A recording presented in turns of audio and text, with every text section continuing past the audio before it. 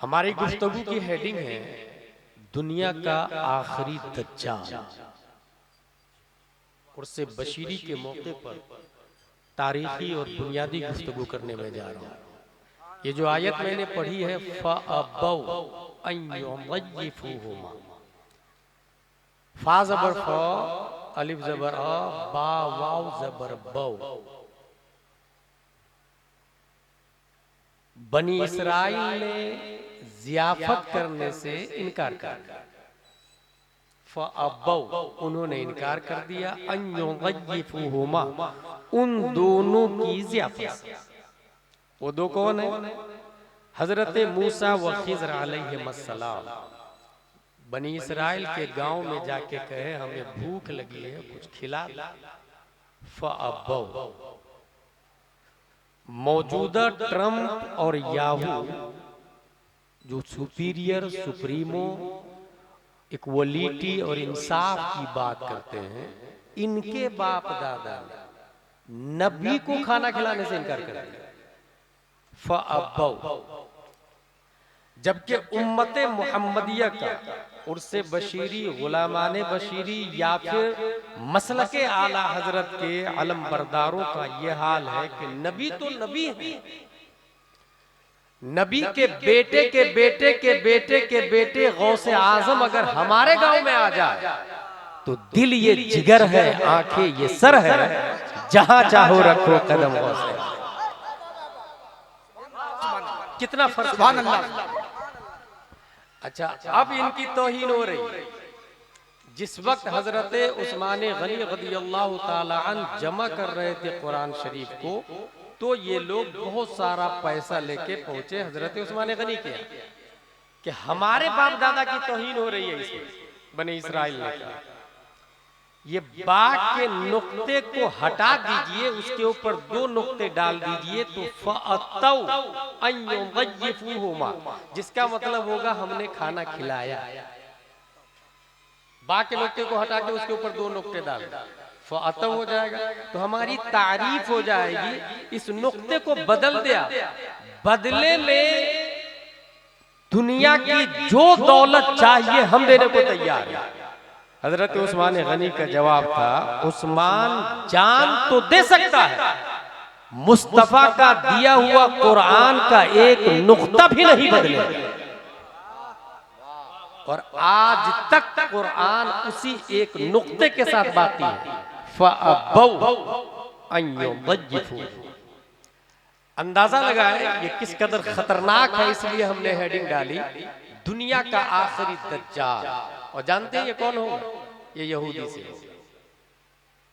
इस वक्त 28 फरवरी से बराबर शियाओं पर हमले हो रहे हैं, हजारों लोग मारे जा चुके हैं, औरतें बेवा हो रही, बच्चे यतीम हो रहे हैं, 24,000 नागरिक ठिकानों पर हमले हुए, स्कूल कॉलेजेस तबाह हो रहे हैं, यानी ह्यूमैनिटेरियन क्राइसिस का शिकार है, इंसानी बहरान का शिकार है। इसका जिम्मेदार कौन है भाई? यहूदी। और ये आज का मामला नहीं है। अगर आप लोग को हुजूर सल्लल्लाहु ताला अलैहि वसल्लम की सीरत के हवाले से कुछ पता हो तो यहूदी की पहली शरारत, जो सबसे गंदी शरारत थी नबी के जमाने में, आम इंसानों के एतबार से भी, मुस्लिम खातून के नकाब को सरे बाजार छीन लिया। खातून के नकाब, आज भी जो नकाब पे पाबंदी लग रही है ना, ये थ्योरी उसी की है। नकाब उतार दिया, एक मुस्लिम को जला लाया, वो फौरन जाके कत्ल कर दिया। बदले में यहूदी लोग आ गए और उसको कत्ल कर दिया। और उसके बाद सीधे वार्निंग दिया यहूदियों ने कि मुझको अबू जहल समझते हो क्या? किसको चैलेंज कर रहा? नबी को अबू जहल समझ रहे हो क्या? जंगे बद्र में जीत गए तो हमें भी मार डालोगे? हम मूसा अलैहिस्सलाम के मानने वाले यहूदी है, यहूदी हिम्मत है तो लड़के बताओ। हुजूर सल्लल्लाहु ताला अलैहि वसल्लम ने तैयारी की जंगे बनी कैनुका। सहाबा किराम तैयार हो गए, मुहासरा कर लिया किले का। आपको हैरत होगी, डर के मारे एक भी यहूदी मार्केट में आने को तैयार नहीं। 15 दिन तक, 1-2 दिन नहीं, 15 दिन तक डर से किले से बाहर नहीं आया। सहाबा किराम आड़े हुए, गोया सहाबा ये कह रहे हैं नबी से, या रसूल अल्लाह, गुलामाने मोहम्मद जान देने से नहीं डरते, ये सर कट जाए या रह जाए कुछ परवाह नहीं। 15 दिन तक कंटिन्यू मुहासरा रहा, यहूदियों की ईंट से ईंट बजा दी। हुजूर सल्लल्लाहु ताला अलैहि वसल्लम जश्न फतह बनाते हैं, और चूंकि ये यहूदी की 1-2 शरारत नहीं थी, इसलिए मदीने से डिपोटेट कर दिया, भगा दिया, मुख्तलिफ हिस्सों में चले गए, और ज्यादातर लोग शाम में आए। यहीं से उसकी इब्तिदा होती है। देखिए, ज्यादातर लोग कहां बसे? शाम में। भगाया किसने? हुजूर सल्लल्लाहु ताला अलैहि वसल्लम। सेकेंड वर्ल्ड वॉर का नाम सुना होगा आप लोगों। ये स्टार्ट है 1939 से और खत्म होता 1945 पर। और ये शुरू क्यों हुआ? जर्मनी ने पोलैंड पर हमला किया, जिसकी बुनियाद पर सीधा वर्ल्ड वॉर की शक्ल इख्तियार कर लिया। इसका मास्टरमाइंड कौन था? हिटलर। वियना यूनिवर्सिटी में पढ़ने के लिए गया, फेल हो गया, यूनिवर्सिटी वालों ने इसको भगा दिया। हिटलर के साथ में इटली तो था ही, जर्मनी था, जापान था एक तरफ, दूसरी तरफ अपोजिट में बर्तानिया, अमेरिका, रूस और फ्रांस। तकरीबन 8 करोड़ लोग मारे गए हैं। 8 करोड़ लोग। इसी जमाने में मिस्टर गांधी ने हिटलर को लेटर लिखा था, it is quite clear that you are today the one person in the world who can prevent a war which may reduce humanity to a savage stage. दुनिया का वाहिद तुम हो जो इंसान को हैवानियत के दहलीज पर खड़ा करने से रोक सकते हो। तुम जंग को खत्म कर सकते हो। जबकि मौजूदा सदर इजराइल अटैक से पहले नेतन्याहू से मिलकर ये जुमला बोलता, Israel is a fatherland and India is a Motherland. हंसने की नहीं, समझने की बात। गुलाम जलानी नजरी कॉमेडी खतीब का नाम नहीं। सोचे एक गांधी का दौर जमाना, उसने सीधा ओपन लेटर लिखा। 1945 में जंग खत्म कैसे होती है आपको पता है? ये भी यहूदियों की साजिश। ये बात है 6 और 9 अगस्त 1945 की। अमेरिका ने सीधा हिरोशिमा और नागासाकी पर एटमी बम गिरा था। ये एटमी बम कौन बनाया था? उसका नाम था जे रॉबर्ट ओपनहाइमर। और ये जानते हैं कौन था नदीम भाई? यहूदी। पहली बार दुनिया में एटमी बम लॉन्च हुआ है, बनाने वाला यहूदी। इसलिए हेडिंग याद रखिएगा, दुनिया का आखिरी दज्जाल यहूदी। लाखों लोग मारे गए, बरसों बरस तक जापान में अपाहिज लोग पैदा होते रहे, मुतासिर लोग पैदा होते रहे, जख्मी लोग पैदा होते रहे। और ये साथ क्यों दिया था यहूदियों ने? चूंकि मदीने से नबी ने भगा दिया था। सीधा इसने सेकेंड वर्ल्ड वॉर में डील किया बर्तानिया और अमेरिका से। देख भाई, मैं तेरा साथ तो दूंगा, लेकिन तुम्हें ग्रेट इजराइल बना करके देना होगा। ये डीलिंग होती है, ट्रीटी साइन। ग्रेट इजराइल बना करके देना होगा। जंग जीत गया 1945 में, सेकेंड वर्ल्ड वॉर हुआ। अब बात आई ग्रेट इजराइल बनाने की। 14 मई 1948 में बर्तानिया यूएनओ के जरिए मिडिल ईस्ट में कल्बे अरब में इजराइल की बुनियाद डालता है। कैसे? 48% फिलिस्तीन को दिया, 44% इजराइल को दिया, और 8% यरूशलेम के नाम पर यूएनओ ने अपने कंट्रोल में ले लिया। इस तरह दुनिया में इजराइल का वजूद बन जाता है। ये याद रखिएगा, आप पूरी दुनिया में 1 करोड़ 60 लाख यहूदी है। पूरी दुनिया में इतने ही यहूदी है। 1,60,00,000। मिडिल ईस्ट में क्यों बनाया? अमेरिका से एशिया बहुत दूर है, बर्रे-ए-आज़म। अमेरिका चाहा कि एशिया में हुक्मरानी करने के लिए अपना कोई शोरूम चाहिए ना, शोरूम की शक्ल में सीधा इजराइल को अरब के बीच में बैठाता है। अरब में क्या क्या आता है? सबसे पहले इजराइल के गिर्द लिबनान 10,400 स्क्वायर किलोमीटर पर है। सीरिया 1,89,000 स्क्वायर किलोमीटर पर है। जॉर्डन 1,85,000 किलोमीटर पर सीरिया है। जॉर्डन 79,000 किलोमीटर पर। मिस्र 10,01,000 स्क्वायर किलोमीटर पर। ये मिडिल ईस्ट में ये बनाया, इस पे कब्जा किया, मारा भी, टारगेट भी किया। और आगे चले Saudi, कोवैत, Oman, Yemen, Bahrain, Qatar, UAE, Turkey, ये सब मिडिल ईस्ट के अंदर आते हैं। सबको वक्तन फवक्तन टारगेट किया, मारना शुरू किया। और इस वक्त ईरान को मार रहा है। अगला टारगेट जानते हैं इसका क्या होगा? इससे पहले इराक को मारा, ये तो पता ही है। गाजा में मार रहा है, ये तो पता ही है। अगला टारगेट टर्की को। जो भी इसके खिलाफ आवाज उठाएगा उसे मौत के घाट उतार दिए जाएगा। वजह क्या है? इस वक्त ईरान को क्यों मारा जा रहा है? वजह दो है। एक वजह है शोइंगेबल, दिखाने के लिए दुनिया में, और दूसरी वजह है एक्चुअल, जिसे दिखाया नहीं जाता है। शोइंगेबल वजह अलग है। ईरान ये 16,48,000 स्क्वायर किलोमीटर पर फैला हुआ है। जो शोइंगेबल वजह है, जो रीजन बताया जाता है, वो कहते हैं कि ये परमाणु बम बना रहा है। कौन? ईरान परमाणु बम बना रहा है। अच्छा, ये कब से बोल रहा पता है? 1996 से नेतन्याहू ये बात बोल रहा है। जून 2025 में खुद ट्रंप ने कहा था कि हमने ईरान के परमाणु बम ठिकानों को खत्म कर दिया। अभी हाल ही में फिर बोल रहा है कि 1 महीने से बमबारी से उसके सारे के सारे एटमी बेस को खत्म कर दिया गया। उसके बावजूद हमले हो रहे हैं। हालांकि परमाणु बम का नामो निशान है ही नहीं।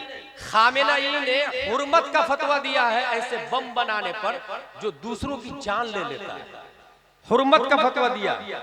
अकीदा पर कोई चैप्टर नहीं है मेरा, मैं अकीदे के हवाले से बात नहीं कर रहा हूँ, क्योंकि अल कुफ्र मिल्लतुन वाहिदा, कुफ्र पूरी दुनिया में एक ही जमात है।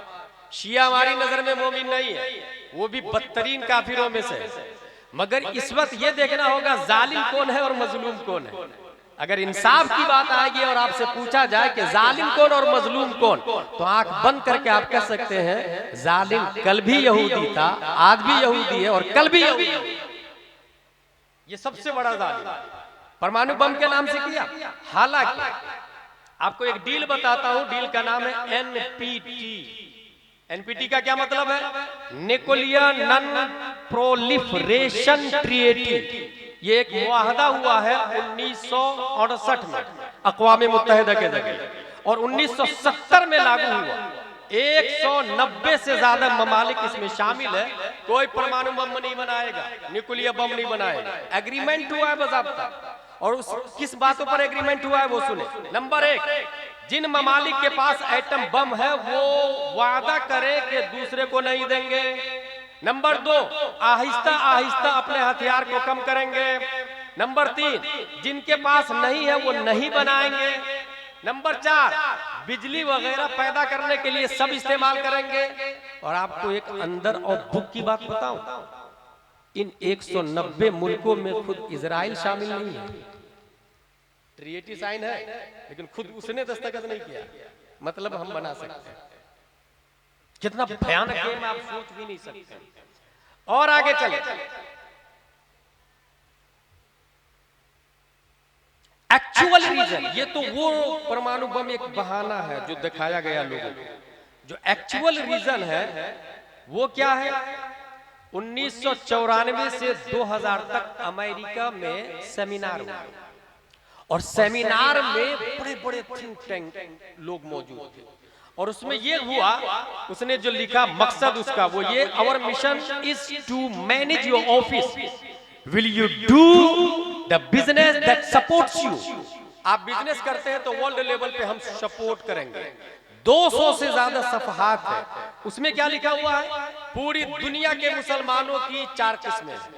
Number 1 fundamentalist, number 2 traditionalist, number 3 modernist, number 4 secularist. Fundamentalist मतलब हम खाना बैठ करके खाएंगे क्योंकि नबी की सुन्नत है। फंडामेंटलिस्ट हम जब भी मुअज्जिन बोलेगा हय्या अलल फलाह हम फौरन चले जाएंगे।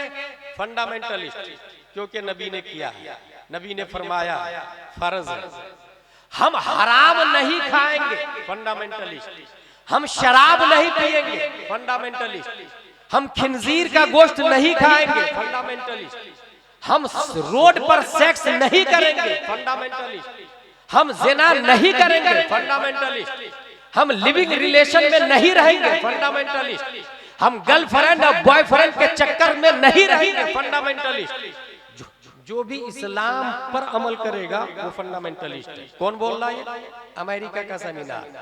नंबर 2 ट्रेडिशनलिस्ट, ये जो मस्जिद में मौलाना लोग और मदरसे में टूटी चटाई पर बैठकर जुमा के दिन या दरसगाह में वो बात करते हैं जो 1400 साल पहले नबी ने मस्जिद नबवी की चटाई पर बैठकर किया था।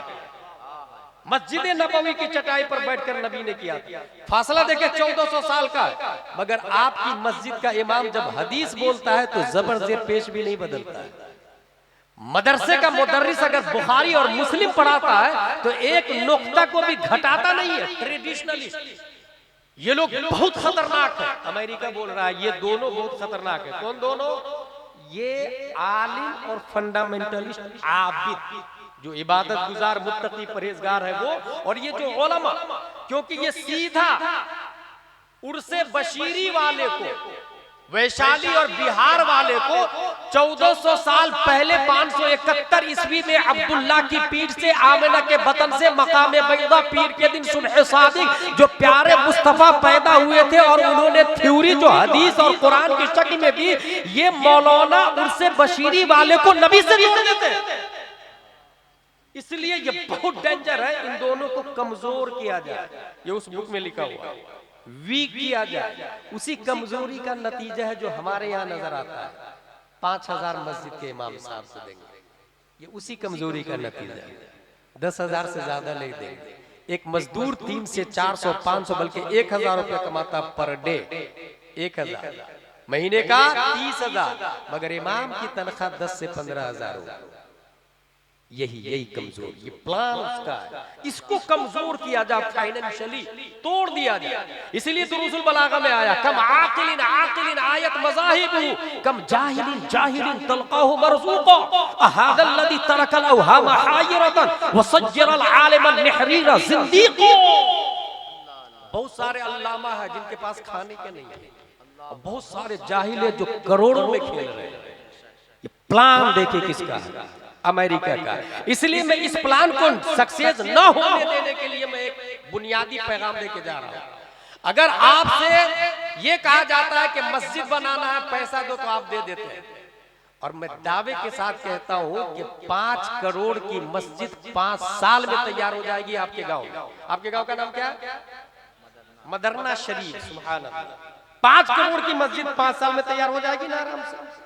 लेकिन आप ईमानदारी से जाके उस मस्जिद के दरवाजे से कहे कि वुजू में कितने फराइज है बताओ, वो बताएगा। गुस्ल में कितने फराइज है बताओ, वो बताएगा। आखिरी दज्जाल कौन है ऐ मिंबर तू बता, वो बताएगा। यहूदी से निकाह कर सकते या नहीं कर सकते ऐ मस्जिद का झूमर तू बता, वो बताएगा। इसका मतलब ये हुआ वो जो 50,000 का मुसल्ला बिछा हुआ है वो साइलेंट है, वायलेंट इमाम है। मस्जिद साकित है, नातिक इमाम है। मस्जिद खामोश है, बोलता इमाम है। 5 करोड़ की मस्जिद से मदरना शरीफ की जहालत का खात्मा नहीं होगा। और अगर मस्जिद खजूर की शाख तना पत्तियों से बनी हुई हो और इमाम इमामुल अंबिया हो तो मुख्तदी अबू बकर, उमर, उस्मान और अली बन के मार्केट में छा जाते हैं। नारे तकबीर, नारे रिसालत, मसलके आला हजरत फैजान सरकार सुरकाही उर्से बशीरी। इसलिए मैं मशवरा दे के जा रहा हूं। और ये तकरीर सिर्फ सुनने के लिए नहीं, कल कोई नहीं बोलेगा अच्छी तकरीर हुई ना, अमल करने के लिए। आज रात में प्लान कर ले कि हमारे यहाँ इमाम साहब माकूल तनख्वाह वाले आए, फैमिली क्वार्टर बाज़ाब्ता होगा, 40 से 50 हजार तनख्वाह। अभी जो इमाम साहब है, एक और इमाम साहब लिया। हिम्मत करे, दीन की जिम्मेदारी हमारे सर है।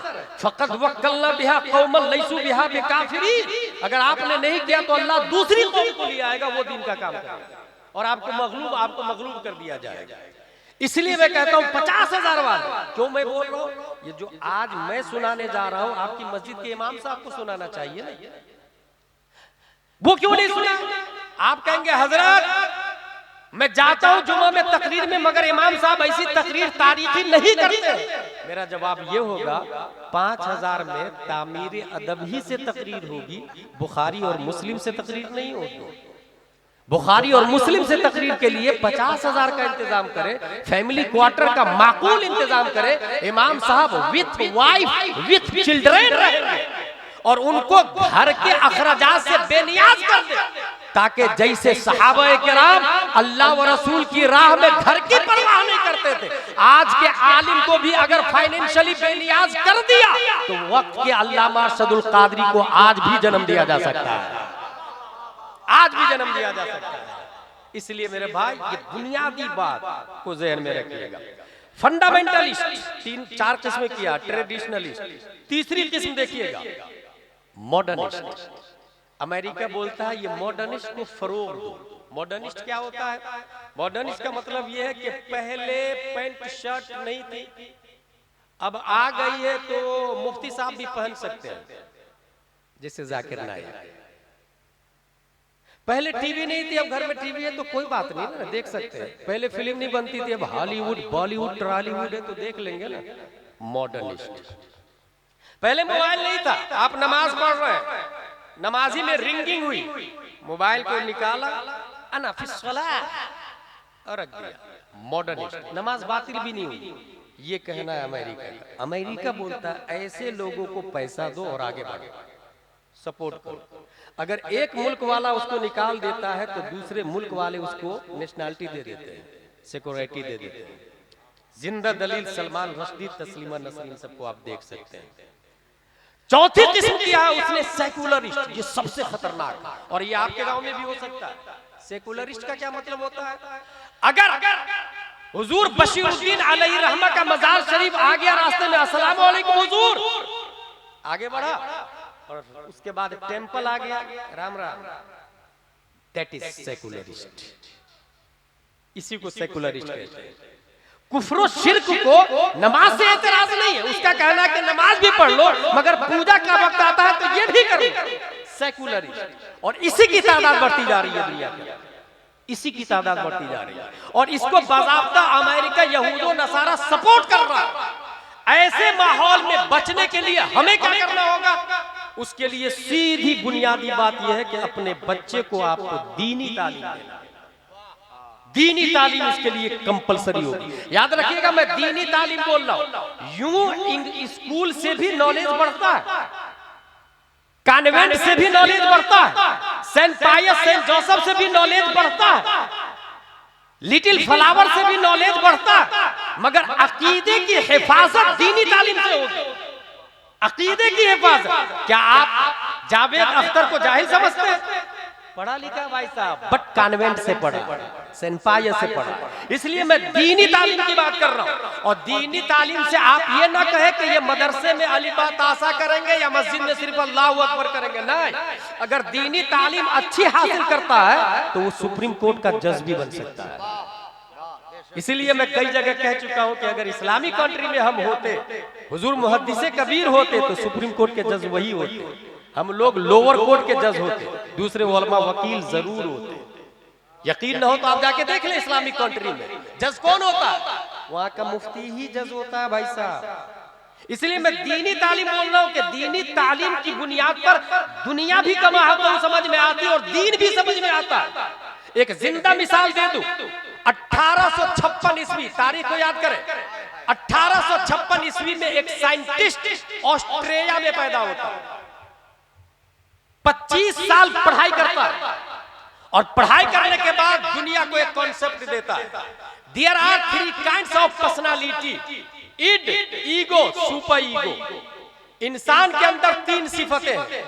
इड पहली सिफत, ईगो दूसरी सिफत, सुपर ईगो तीसरी सिफत। इड का मतलब क्या होता है? The impulsive pleasure seeking part of the mind that operates on the pleasure principle. It is the oldest and most primitive part of the mind representing the biological foundation of personality. ये id है। इंसान देखा गुलाब जामुन खाना हराम है या हलाल, don't mind, इसको कहते हैं इड। बच्चे को बच्चा रोया, दूध चाहिए, किस पोजीशन में माँ है, डोंट माइंड, वो इसकी परवाह नहीं करता, इसको कहते हैं id. Ego, the conscious realistic part of the mind that operates on the reality principle. It is the part of the mind that mediates between the id and super ego. ये जो ईगो है ये हलाल और हराम की तमीज करवाता। नहीं यार अभी टाइम नहीं यार, ये गुलाब जामुन अपना नहीं है, ये दूसरे का, हम पैसे लेके खरीद के खाएंगे। ये औरत अपनी बीवी नहीं है, पराई औरत है, इसको नहीं देखेंगे। ये फैसला कौन करता? ईगो। इसके बाद आता super ego, the moralising part of the mind that operates on the morality principle. It's the source of censorship and conscience. ये है अखलाक। अगर वो इंसान गुड अखलाक है तो हलाल काम करता है, और अगर वो इंसान बैड कैरेक्टर वाला है तो हराम काम करता है। हमको गुलाब जामुन चाहिए, चाहे चोरी करके लेना पड़े या कनपट्टी पे बंदूक दिखा के लेना पड़े। अगर वो हलाल तरीके से लिया तो भी सुपर ईगो है, हराम तरीके से लिया तो भी सुपर ईगो है। जिस तरह अखलाक की 2 किस्में हैं, ऐसी ही सुपर ईगो की 2 किस्में हैं, good super ego, bad super ego. Good अखलाक, बद अखलाक, उम्दा अखलाक वाला और बुरा अखलाक वाला, ये 3 सिफतें बताई उसने। किसने? Sigmund Freud. कहां का रहने वाला? ऑस्ट्रेलिया। जब ये सिफत बताई सीधे गिनीज बुक में नाम आ गया उसका, साइंसदानों में शुमार होने लगा, नोबेल प्राइज मिला, क्योंकि दुनिया के अंदर एक नई सिफत है उसने बता दी कि इंसान की बॉडी में 3 सिफत है, 3 सिफतें। नोबेल प्राइज गिनीज बुक में नाम। लेकिन याद रखिएगा पढ़ाई कहाँ किया है? ABCD कॉन्वेंट वाला है ये, सेंट पायस वाला है ये, सेंट जोसेफ वाला भी है ये। आप अलिफ बा तासा को क्या समझते हैं? इस हवाले से मैं बता दूं, सन याद रखिएगा। ठीक उसी साल 1856 ईस्वी में खल्लाक़े दो आलम ने भारत की धरती पर एक अजीम साइंटिस्ट को पैदा किया। 10 शव्वाल 1272 हिजरी 14 जून 1856 ईस्वी में नकी अली खां की पीठ से सुन्नियों की आन बान शान इमाम अहमद रजा खान, वो 3 साल की उम्र है, सामने से तवाइफ की जमात जा रही है, अपना दामन उठाया, आंखों को छुपाया। तवाइफ ने कहा वाह रे मियां, जिसे ढांकना था उसे खोल दिया, जिसे छुपाना था उसे ढक लिया, और जिसे ढकना था उसे ओपन कर दिया। वो 3 साल का बच्चा जवाब देता, सुनो, पहले नजर बहकती है, फिर दिल बहकता है, फिर इंसान खता करता।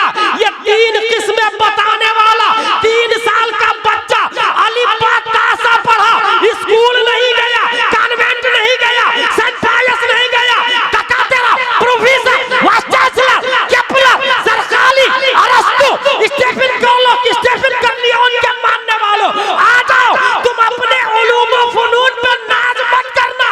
अलिफ बा तासा कुरान मुकद्दस में जो पावर है, कयामत तक किसी और किताब में वो ताकत आ ही नहीं सकती। नारे तकबीर, नारे रिसालत, मसलके आला हजरत फैज़ाने सरकारे सुरकाही। इसलिए हमें क्या करना होगा?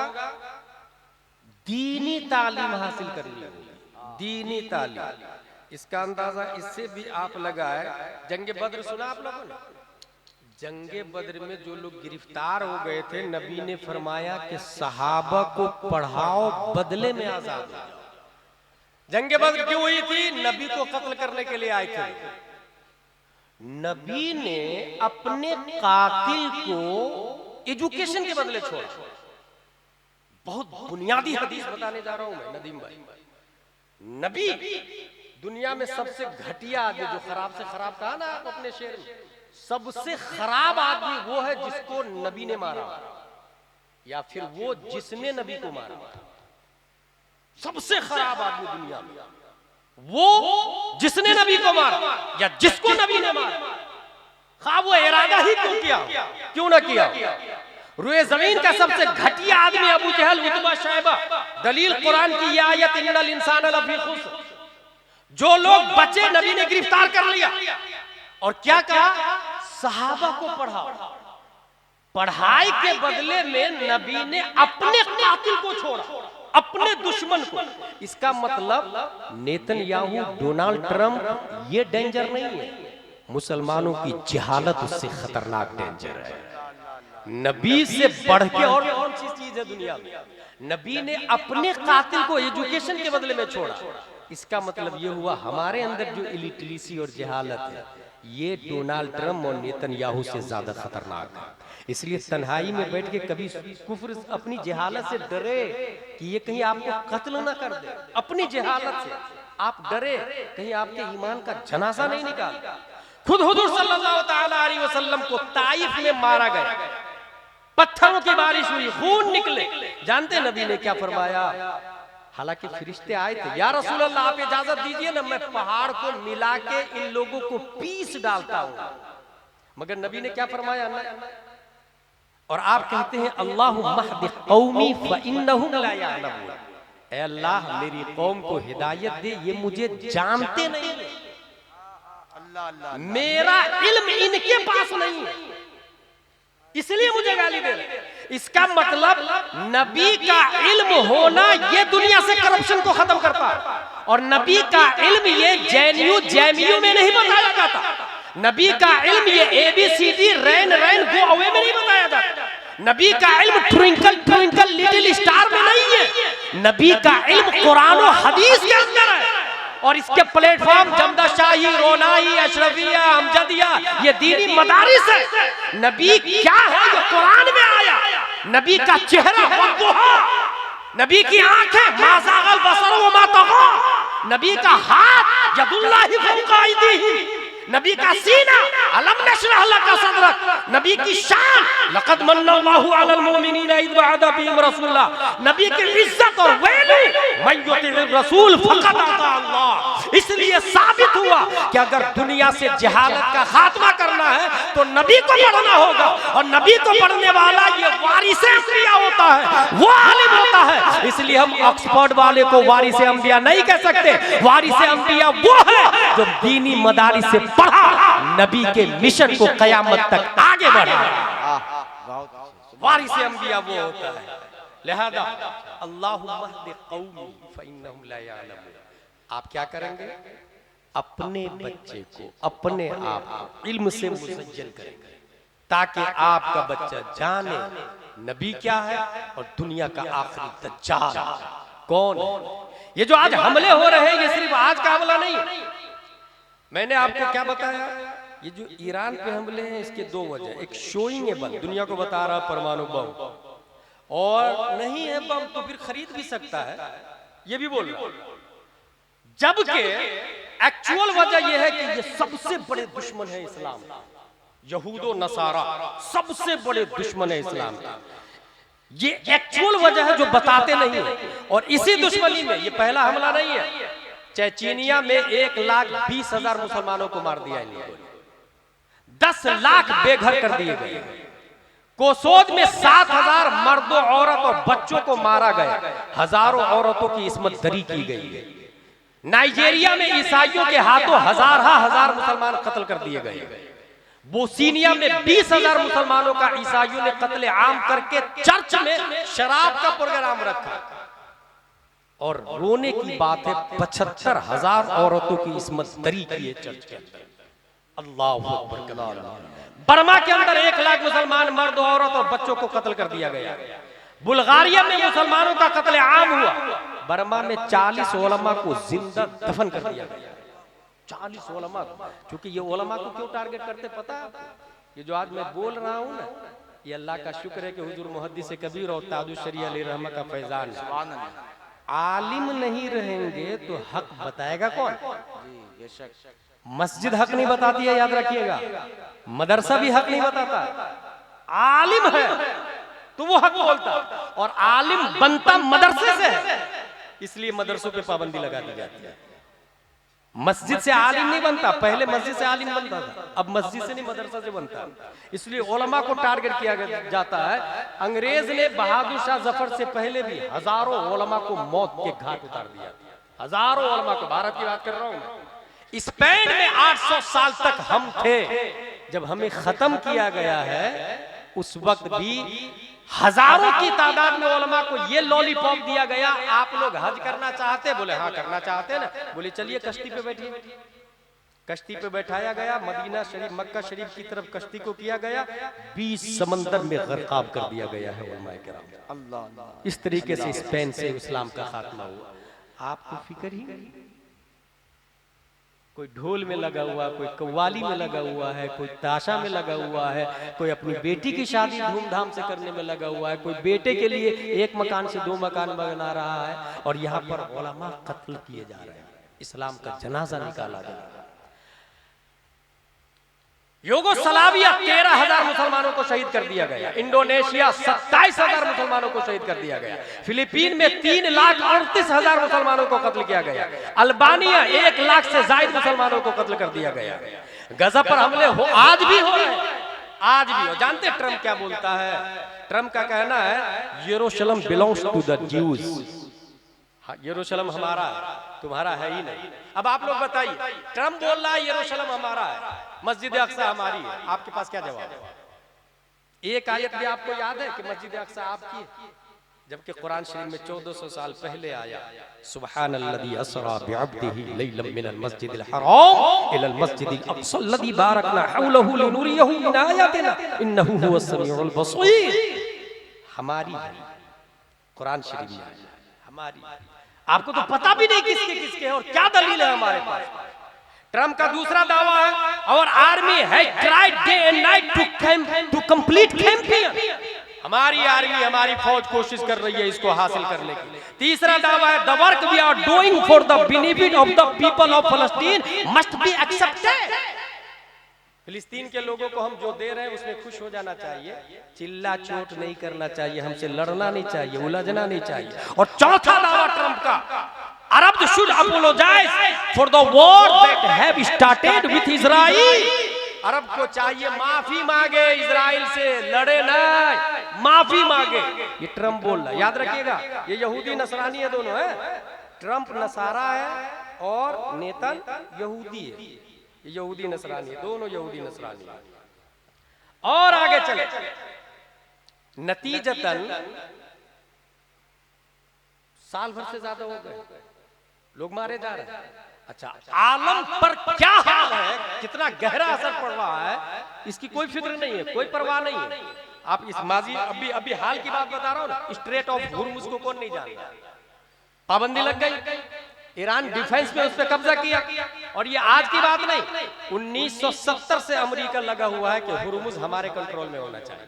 जानते हैं वजह क्या है? वजह यह है कि दुनिया का 20% तेल इधर ही से गुजरता है, इसलिए इस पर हमारा कब्जा होना चाहिए। ये यहूद का दिमाग बोल रहा है। पूरी दुनिया में पेट्रोल गैस महंगा हो रहा है, याहू ट्रम्प को कोई फर्क नहीं पड़ रहा है। कतर, सऊदिया, दुबई, बहरीन, कुवैत दोस्ती में जानो माल दे रहे हैं, मगर ये दोनों ऐशो इसरत की जिंदगी जी रहे हैं, मुस्कुरा रहे हैं। ऐश और मसरत की जिंदगी में वो लोग की जानो माल जा रही है, मर रहे हैं लोग, तबाह बर्बाद हो रहे हैं, और ये लोग एंजॉय करने में लगे हुए। मगर इस्लाम के हवाले से, इस्लामी लीडर को आप सोचेंगे तो मैं आपको एक बात बताऊं, हजरत उमर फारूक आजम कहते हैं, मेरी मिल्कियत में अगर सरहद के किनारे कोई कुत्ता भी भूख से मरता है तो उसका जिम्मेदार मैं हूं, अल्लाह मुझसे हिसाब लेगा उसके बाद। अल्लाह, ये इस्लाम है, ये उमर फारूक आजम। और यही डर है बराबर इसको नेतन्याहू, यही डर है डोनाल्ड ट्रंप कि इसकी अच्छाई की बुनियाद पर दुनिया में गलबा होगा। अच्छाई की बुनियाद पर। याद रखिएगा, तबाहकारी का असर देर पा नहीं होता, किरदार साजी का असर देर पा होता है।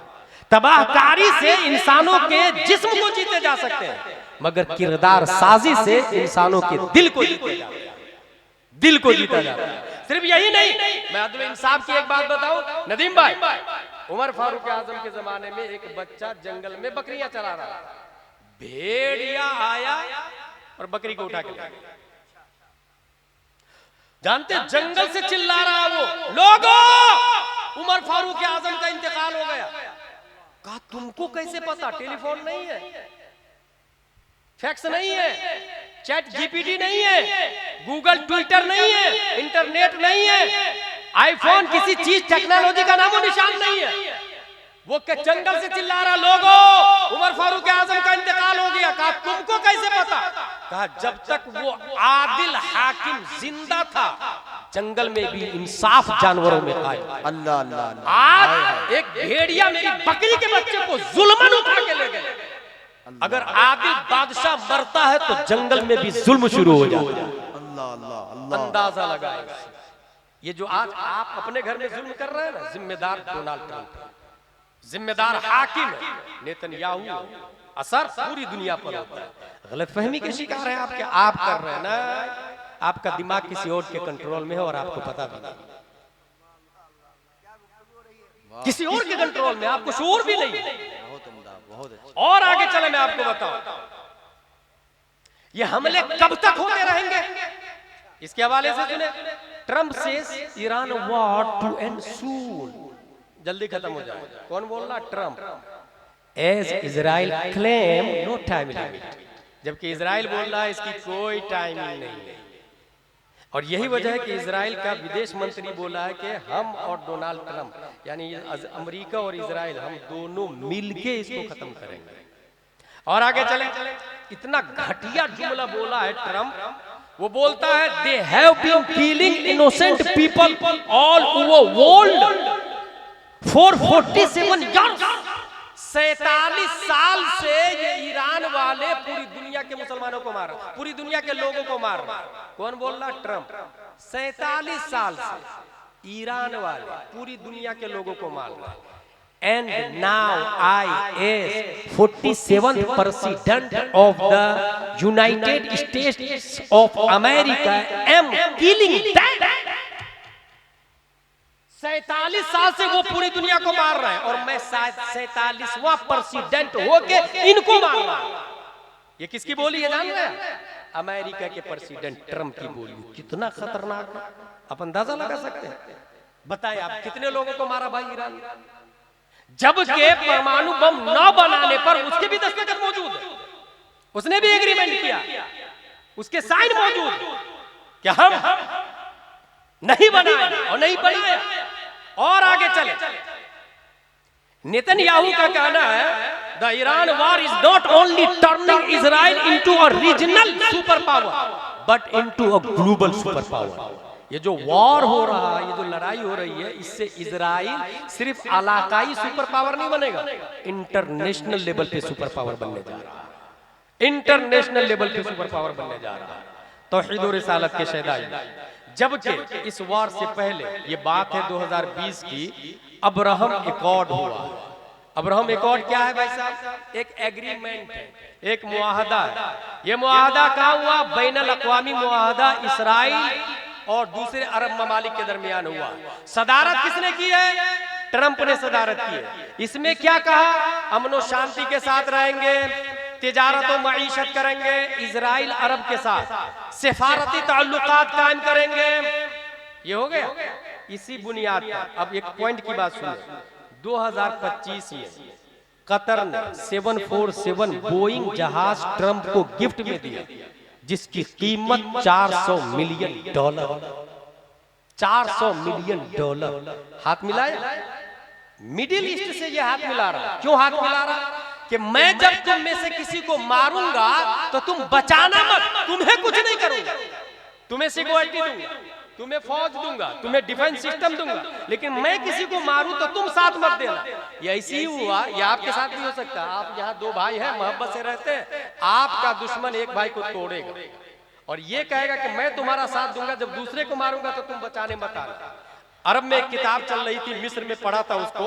किताब का नाम है अल अरबिया बैन यदैक। उस किताब में ये लिखा था, जंगल में दो बैल रहते थे, एक काला एक गोरा, दोनों में गहरी दोस्ती थी, दोनों में गहरी दोस्ती। जब शेर आता था तो दोनों ऐसे होके हमले करते थे, बड़ी बड़ी सींगें थी, किसी की मजाल नहीं कि उसको टच कर, किसी की मजाल नहीं, क्योंकि ऐसे हो जाते थे, पीछे से अटैक कर नहीं सकता, क्योंकि दूसरी सींग इधर, दूसरी सींग, दो इधर है दो इधर, सालों साल से जिंदगी गुजार रहे हैं।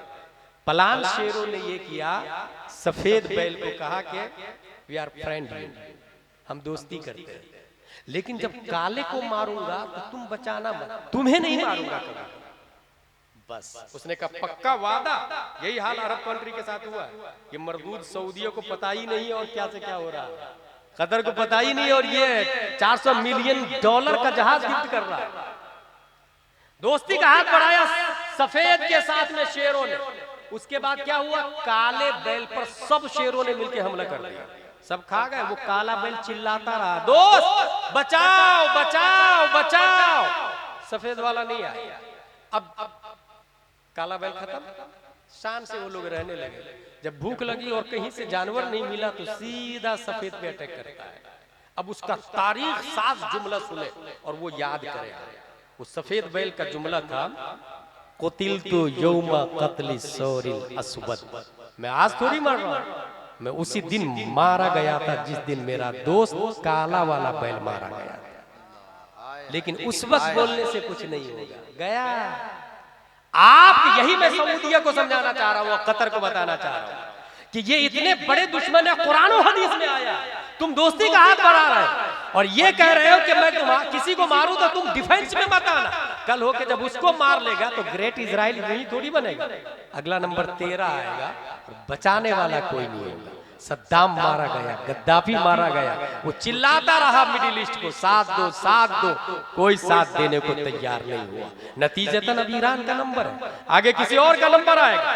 आखिरी दज्जाल, ये मामला चलता रहेगा। आखिरी दज्जाल कौन होगा, मेरी तकरीर खत्म होने जा रही है। आखिरी दज्जाल की कुछ निशानी बताई हमारे नबी सल्लल्लाहु अलैहि वसल्लम। पहले दज्जाल का मतलब समझ लो, दज्जाल बना दज्ल से, इसका मतलब होता है धोखेबाज। जो इंसान पेजर के नाम पे हमला करता है, उससे बड़ा धोखेबाज कौन हो? तारीख को पढ़े आप, पेजर के नाम पे जो हमला करता है, लोगों की जान ले लेता है, उससे बड़ा धोखेबाज और कौन हो सकता है? सबसे बड़ा धोखेबाज कौन होगा, सबसे बड़ा दज्जाल कौन होगा? हदीस के मुताबिक उसकी एक आंख होगी, एक आंख काना होगा, पेशानी पर काफिर लिखा हुआ होगा। मुसलमान पढ़ लेगा, मोमिन पढ़ लेगा, हर आदमी नहीं पढ़ पाएगा। जिस्म मजबूत और जवान होगा, बाल घुंघरीले होंगे, मानेंगे कौन लोग? जिसके पास इल्म नहीं होगा वो लोग उसको मान लेंगे। आज भी लोग मान रहे हैं कि नहीं? ट्रंप को मान रहे हैं कि नहीं? जाके देखे ना उसके कितने फॉलोवर है ट्विटर पर, याहू के देखे ना कितने फॉलोवर है ट्विटर पर। कम इल्म लोग, उसके अलावा लालची लोग भी मानेंगे, लालची लोग। ये जो लालच की बुनियाद पर हम लोग जो दीन से दूर हुए हैं ना, ये लालच की बुनियाद पर दूर हुए भाई साहब, लालच की बुनियाद पर। बहन का हिस्सा नहीं देना, भाई का हिस्सा नहीं देना, मकान बनाना तो 1-2 इंच दबा करके बना देना। अच्छा, साल में 1-2 बार जी भर के दीन का काम भी कर लेंगे। जैसे 11वीं शरीफ आई तो 11 देग बकरे का लंगर चलेगा, 12वीं शरीफ आई 12 देग लंगर चलेगा। फजर में सोया रहता है, जोहर में सोया रहता है। बताना ये चाह रहा हूं कि 11 देग नहीं, 11,000 बकरे भी गौसे आजम के नाम से आप ज़िबा करके फातिहा करवा दे, वो फजर की 1 रकात का मुकाबला नहीं कर सकता। अल्लाह अल्लाह अल्लाह। फिर से सुने नदीम भाई, क्या बोला मैं? 11,000 बकरे ज़िबा कर दे गौसे आजम के नाम से फातिहा करवाए, 1 रकात फजर का मुकाबला नहीं हो सकता। क्योंकि फर्ज फर्ज है, सुन्नत सुन्नत है, मुस्तहब मुस्तहब है। कौन समझे, किसको बताए, कहां जाकर समझाएगा? जो मस्जिद का इमाम समझाने के लिए है, उसमें किसी की तवज्जो नहीं। सालों साल से एक ही इमाम चल रहा, बच्चे पढ़े या नहीं पढ़े, भाई एक इमाम। इस्लाम का तरीका जानते क्या है? नबी सल्लल्लाहु अलैहि वसल्लम वसल्लम जब अरब में आए तो कितने लोग लिखना पढ़ना जानते थे पता है आप लोग को? पूरे अरब की बात कर रहा हूं मैं, 17 लोगों को लिखना पढ़ना आता था। बहुत बुनियादी बात बताने जा रहा हूं, 17 लोगों को। नबी जाने से पहले 1,25,000 लोगों को लिखना पढ़ना सिखा। सुभान अल्लाह, सुभान अल्लाह। इसका मतलब ये हुआ कि मस्जिद में एक इमाम आया आलिम, मरने से पहले मोहल्ले के कम से कम 10-11 लोगों को आलिम बना करके जाए। एक इंसान इमाम है जो नमाज पढ़ाता है, मस्जिद छोड़ने से पहले, इस्तीफा देने से पहले साल भर के अंदर कम से कम 10-11 लोगों को नमाज पढ़ाना सिखा करके जाए। एक आदमी अजान देता है, इमाम साहब की जिम्मेदारी है कम से कम 10 से 11 लोगों को अजान देना सिखा करके जाए। यहाँ सालों साल हो गए, एक आदमी अजान देने को तैयार है। मैं अपनी बात बताऊं, मैं यहाँ आया, मैंने कहा क्या नाम है वो प्रोग्राम का उर्से बसीरी। मैंने कहा गलत, बसीरी नहीं बशीरी। अदा करवाया उसको नदीम भाई ने, 2 लोगों की शीन सही करवाया हूँ। माशाअल्लाह, माशाअल्लाह। 2 मिनट में 2 लोगों की शीन सही हो सकती है, तो 10-15 साल में 10-15 आलिम नहीं बन सकते, नमाजी नहीं बन सकते, अजान देने वाले नहीं बन सकते, वुजू और गुस्ल के फराइज याद नहीं कर सकते। वल्लैसा लिल इंसानी इल्ला मा सआ, ये तमन्ना से नहीं होता, करना पड़ता है, कोशिश करनी पड़ती है। अगर तमन्ना से होता, लौ काना हाज़ल इल्म युद्रकु बिल मुना मा काना यबकी फिल बरिया जाहिलू। अगर तमन्ना से होता तो रूए जमीन पर कोई जाहिल ही नहीं बसता। अगर तमन्ना से जंग जीतते तो एक और बात मैं मिसाल देता हूँ, हमारे नबी अगर मस्जिद नबवी में बैठकर दुआ करते, ए अल्लाह अबू जहल को मार डाल, तो अबू जहल मरता कि नहीं मरता? उतबा को मार डाल, मरता कि नहीं मरता? शीबा को मार डाल, मरता कि नहीं मरता? क्योंकि नबी की शान क्या है? इजाबत का सेहरा, इनायत का जोड़ा, दुल्हन बन के निकली दुआए मोहम्मद। इजाबत ने झुक के गले से लगाया बड़ी नाज से जब दुआए मोहम्मद। नबी जब सूरज को कहे पलट तो पलट जाता है, चांद को नबी चाक कर सकते हैं, तो अबू जहल के लिए बद्दुआ करे तो वो मरेगा नहीं, यकीनन मरेगा। लेकिन नबी जंग बद्र में गए, लड़े, वहां दुआ किए, ए अल्लाह तबारक व तआला लन तुअबद अबदा, इन्हें गलबा दे वरना तेरी इबादत नहीं की जाएगी। और अल्लाह ने मदद फरमाई। इसका मतलब ये हुआ कि हम लोग भी तमन्ना से नहीं, मेहनत करें, सीखें, सिखाएं, माहौल बनाएं। आखिरी दज्जाल दुनिया का, यहूदियों की ज्यादातर तादाद उसको मानेगी, इसलिए अक्सर लोगों का कहना यह है कि वो आखिरी दज्जाल यहूदी ही होगा। दज्जाल से बचने के लिए हमें क्या करना होगा? हुजूर सल्लल्लाहु अलैहि वसल्लम ने कहा कि मरने से पहले हम लोग अपने औलाद को 3 बातें बता दें। अद्दिबु औलादकुम अला सलाति खिसाल, हुब्बे नबिय्यकुम व हुब्बे अहले बैतिही व तिलावतिल कुरान। अपने बच्चे को ये 3 बातें बता दे ताकि उस आखिरी दज्जाल से बच सके। 3 बातें बता दे। पहली बात नबी की मोहब्बत, और ये नबी की मोहब्बत कब सिखाएंगे? बचपन ही में, जवानी में ना। जवानी में वो बाल अपनी मर्जी से काटता, बाप की नहीं सुनता है, तो वो अकीदे में आपकी बात क्या सुनेगा? वो बचपन ही में उनको सिखा दे। अद्दिबु औलादकुम अला सलासी खिसाल हुब्बे नबिय्यकुम, बचपन ही में। और बचपन में सिखाएंगे तो जानते हैं क्या होगा? एक 3 साल का बच्चा खेल रहा है, गिल्ली डंडा खेल रहा है, जानते हैं उसका बाप क्या बोलता? अंत लैसा मिन शानिका लइब लत्फा फअंत मन सौफा यफ्तहुल अक्सा। गिल्ली डंडा खेलने की हैसियत नहीं है तुम्हारी, अनकरीब तुम मस्जिद अक्सा को फतेह करने वाले। 3 साल की उम्र में बाप बोल रहा, वो 3 साल के बच्चे के दिमाग में आ गया मस्जिद अक्सा, मस्जिद अक्सा, मस्जिद अक्सा, मस्जिद अक्सा। 4 साल, 5 साल, 10 साल, 15 साल, 20 साल, 25, 30, 40, 50। वही बच्चा 1187 ईस्वी में सलाहुद्दीन अय्यूबी बन के मस्जिद अक्सा को फतेह कर लिया। सुभान अल्लाह, सुभान। नारे तकबीर, नारे रिसालत, मसलके आला हजरत। माशाअल्लाह, वाह। बच्चे को अद्दिबु औलादकुम अला सलासी खिसाल हुब्बे नबिय्यकुम, नबी की मोहब्बत, वो हुब्बे अहले बैतिही, अहले बैत की मोहब्बत। रुए जमीन पर वाहिद सैयद जात ऐसी है जो जात की बुनियाद पर काबिल ताज़ीम है। किसी मजहब में आज उसके लीडर की औलाद मौजूद नहीं है, मजहब इस्लाम में leader, our leader the great prophet Muhammad Mustafa सल्लल्लाहु अलैहि वसल्लम की औलाद आज भी है और कयामत तक रहेगी। और ये भी शान मुस्तफा है, शान मुस्तफा है। यहाँ पर एक पॉइंट ध्यान में रखिएगा, अबू जहल एंड कंपनी ने नबी से ये कहा जब नबी का आखिरी बेटा इंतकाल कर गया, आप तो अबतर हो गए। और अबतर उसको कहते हैं जिसका कोई बेटा ना हो, तो नबी का बेटा नहीं और नस्ल बेटा से चलती है, तो अब नबी की नस्ल चलेगी ही नहीं। ताना दिया नबी को। अब यहाँ पर एक बात बताता हूं, मशीयत इलाही ने क्या इंतजाम किया वो देखिए। नस्ल बेटा से चलती है, नबी का बेटा नहीं।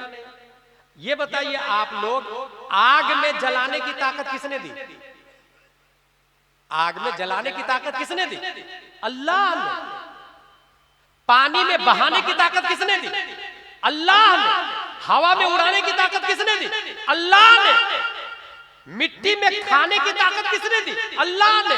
अब अगर अल्लाह आग से कह दे ये मेरा बंदा है, जलाना मत, तो मजाल है नमरूद की आग को कि इब्राहिम को टच कर ले।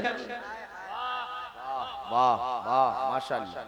अल्लाह पानी से कह दे ये मेरा बंदा है, डुबोना मत, तो मजाल है समंदर को कि यूनुस अलैहिस्सलाम को डुबो दे। हाय हाय वाह। अल्लाह हवा से कह दे ये मेरा बंदा है, इसे उड़ाना मत, गिराना मत, तो मजाल है हवा की सुलेमान अलैहिस्सलाम को गिरा दे। अल्लाह कह दे मिट्टी से ये मेरा बंदा है, खाना मत, तो मजाल है मिट्टी की कि नबियों के जिस्म को टच कर ले।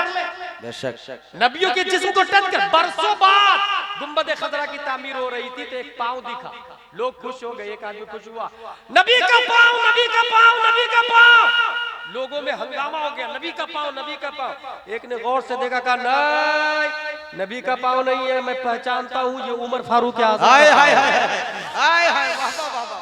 मरने के बाद सबसे पहले कलर चेंज होता, फिर बाल झड़ते, स्किन खत्म होती, आंखें फटती, आंखें खत्म होती, हड्डियां तक जमीन खा जाती, मगर उमर फारूक आज़म के पांव का कलर जमीन के ऊपर जैसे था वैसे ही जमीन के नीचे। और मशीयत इलाही ने नबी का पांव नहीं दिखाया ताकि दुनिया वाले देख ले नबी के गुलाम का ये हाल है तो मुस्तफा का क्या हाल होगा। नारे तकबीर, नारे रिसालत। एक मिनट दोनों हाथ उठाए मोहब्बत से कहे या रसूल अल्लाह। सब लोग या रसूल अल्लाह, या रसूल अल्लाह। सुभान अल्लाह, सुभान अल्लाह, सुभान अल्लाह। अब अल्लाह ताला नस्ल को अल्लाह चलाता, बेटा से नस्ल को कौन चलाता? अल्लाह चलाता।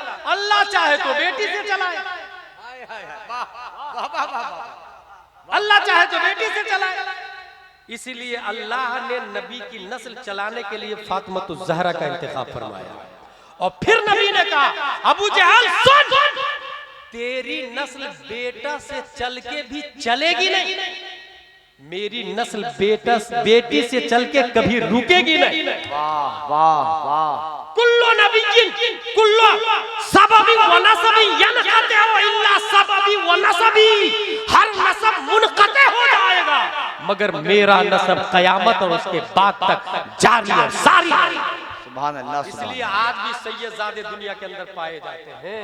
अगर कोई सैयद मिले हाथ चूमे, सर पे रखवाए, कद्र करे, ज़कात नहीं, ओरिजिनल पैसा निकाल करके दे, मगर हाँ इत्तेबा सैयद की नहीं की जाए, ताज़ीम की जाए, पैरवी नहीं की जाए, पैरवी उलमा की जाए, पैरवी ताजुश शरिया की जाए, पैरवी मुहद्दिस कबीर और मसलक आला हजरत के उलमा की जाए, ताज़ीम सैयदों की जाएगी। और सैयद आलिम हो जाए तो डबल ताज़ीम की जाए। सुभान अल्लाह, सुभान अल्लाह, सुभान अल्लाह, सुभान अल्लाह। एक ताज़ीम खूने मुस्तफा की बुनियाद पर, तो दूसरी ताज़ीम इल्मे मुस्तफा की बुनियाद पर। सुभान अल्लाह, सुभान अल्लाह, सुभान अल्लाह। यही मसला के आला है, यही मसला के आला है। हासिल तो नबी की नस्ल चलती रही। हुजूर सल्लल्लाहु ताला अलैहि वसल्लम आपकी नस्ल बेटी से चली, हजरत फातिमा ज़हरा रज़ियल्लाहु ताला अन्हा से, और क़यामत तक जारी सारी रहेगी। इसलिए अपनी औलाद को नबी की मोहब्बत, अहले बैत की मोहब्बत, और तीसरी चीज कुरान सिखा करके मरिएगा, क्योंकि दज्जाल से बचने का तरीका बुखारी शरीफ में आया। दज्जाल से बचने का तरीका है बुखारी शरीफ, सूरह कहफ की आखिरी आयत है, ये पढ़ना है। अल्लज़ीना कानत अअयुनुहुम फी ग़िताइन अन ज़िक्री व कानू ला यस्ततीऊन समाअ से लेकर कुल इन्नमा अना बशरुम मिस्लुकुम यूहा इलैया अन्नमा इलाहुकुम इलाहुन वाहिद फमन कान यरजू लिक़ा रब्बिही फलियअमल अमलन सालिहन व ला युशरिक बिइबादति रब्बिही अहदा। जो सूरह कहफ की ये आयतें, आखिरी 10 आयतें पढ़ेगा, दज्जाल के फितने में कभी वो नहीं आएगा, हमेशा हमेशा वो सही सालिम दज्जाल के फितने से महफूज इस्लाम के झंडे को ऊंचा रखता हुआ नजर आएगा। सुभान अल्लाह, सुभान अल्लाह, सुभान अल्लाह। बुखारी शरीफ, इसमें एक हदीस आपको बता दूं, इसके अंदर ये आया, लन तज़ाल हादिल उम्मह काइमतन अला अम्रिल्लाह ला यदुर्रुहुम मन खालफहुम हत्ता याती अम्रुल्लाह। एक जमात हमेशा हक पर कायम रहेगी, उसका कोई बाल भी बेका नहीं कर सकता है। वाह, वो जमात खत्म नहीं होगी, कितने ही दज्जाल आ जाए। कई दज्जाल आ चुके हैं, आप लोग को पता है, कुल 30 दज्जाल आएंगे, आखिरी दज्जाल आने वाला, और उसको कौन कत्ल करेंगे? उससे पहले उस एक और हदीस शरीफ बुखारी शरीफ में, नदीम भाई, यहूदी के बारे में आया, दज्जाल के बारे में आया, यहूदी शरारत के बारे में आया। अन अब्दुल्लाह इब्न उमर रज़ियल्लाहु अन्हु अन्ना रसूलुल्लाह सल्लल्लाहु अलैहि वसल्लम क़ाल तुक़ातिलुल यहूद हत्ता यख्तबिया अहदुहुम वराल हजर फयक़ूलु या अब्दुल्लाह हादा यहूदी वराई फक़ुलहु। ये इतने बदतमीज होंगे कि ये झाड़ के पीछे छुपने लगे, और मुस्लिम ढूंढेंगे इसको। जब पत्थर या दरख्त के पीछे छुपेंगे तो पत्थर और दरख्त बोलेगा या अब्दुल्ला या मुस्लिम ताल है ना हादा यहूदी वराई फक़तुलहु। पत्थर बोलेगा, पत्थर दरख्त बोलेगा ये यहूदी है, मार इसको। इतना बड़ा फित्तीन और दज्जाल है, इस तरफ यहूदी लोग मारे जाए, और आखिरी दज्जाल को हजरत ईसा अलैहिस्सलाम मारेंगे, आखिरी दज्जाल। अच्छा, एक दरख्त है जो नहीं बोलेगा, उसी दरख्त की तैयारी कर रहे हैं इजराइल वाले। खेती हो रही भाई, बहुत ज्यादा दरख्त की तैयारी हो रही कि हम इसमें छुप जाएंगे। और आपको हैरत की बात बताऊं, वो दरख्त सबसे ज्यादा पाया जाता है सऊदीया में, और इस बेवकूफ को पता नहीं, दोस्ती करके हाथ बढ़ाएगा, दरख्त कब्जे में लेगा, उसके अंदर छुपेगा, इसको मौत के घाट उतार देगा। उसे शऊर भी नहीं है। ये कुरान और हदीस के दायरे में बात कर रहा हूं मैं भाई साहब। उस दरख्त का क्या नाम है? गरक़द।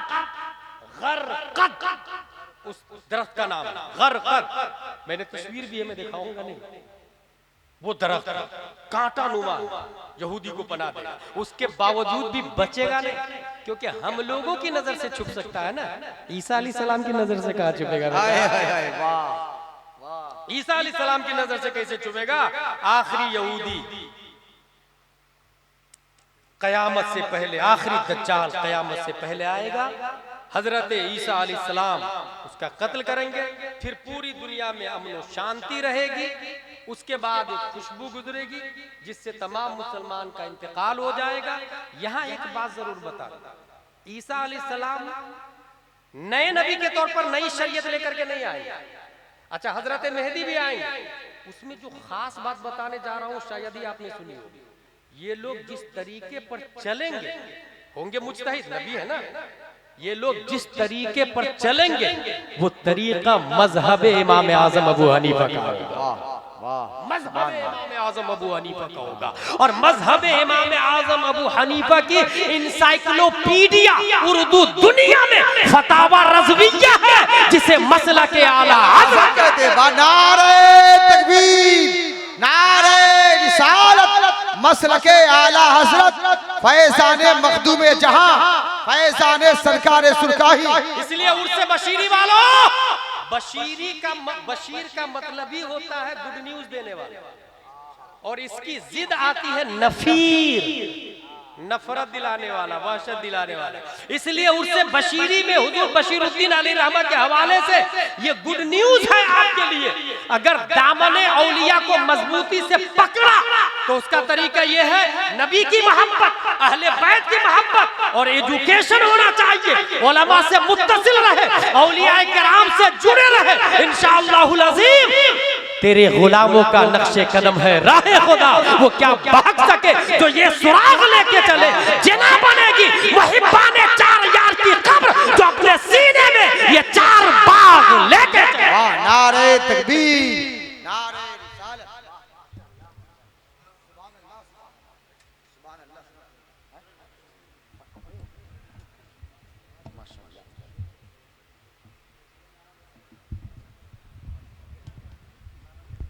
माशाअल्लाह सुभान अल्लाह, क्या खूबसूरत खिताब, इससे उलमा इस्तिफादा करते हैं। इसी गुफ्तगू, खूबसूरत गुफ्तगू। चारों जानिब नूर की बोहतात है, क्या बात है। चारों जानिब नूर की बोहतात है, क्या बात है। दिन सुहाना है, सुहानी रात है, क्या बात है। चारों जानिब नूर की बोहतात है, क्या बात है। दिन सुहाना है, सुहानी रात है, क्या बात है। और गौसे आज़म के गुलामों का लगा है मेला आज, बट रही हसनैन की खैरात है, क्या बात है। बट रही हसनैन की खैरात है, क्या बात है। मिंबर शरीफ पे आप देख रहे हैं जाने लगबगी शमशाए नगमात शायर इस्लाम ज़ैनुल आबिदीन साहब की तशरीफ आवरी हो गई है। हुक्म हो रहा है कि कुछ मिसरे आप शायर अहले सुन्नत नदीम रज़ा फजी साहब की से आप समाअत करें। बिला ताक़ी तशरीफ ला रहे कि जिगर में इश्क न भर दे तो हमसे कहिएगा, दीवानगी में न तड़पे तो हमसे कहिएगा, नबी की नात मोहब्बत से बैठ कर सुनिए, सुकून दिल को न पहुंचे तो हमसे कहिएगा। माशाअल्लाह सुभान अल्लाह, बहुत ज़बरदस्त खिताब आपने समाअत कर लिया माशाअल्लाह। अल्लामा मुफ्ती गुलाम जिलानी हज़री साहब का अल्लाह ताला हमें सुनने से ज़्यादा अमल करने के तौफीक़ रफ़ीक़ अता फरमाए। आमीन सुम्मा आमीन। आप देख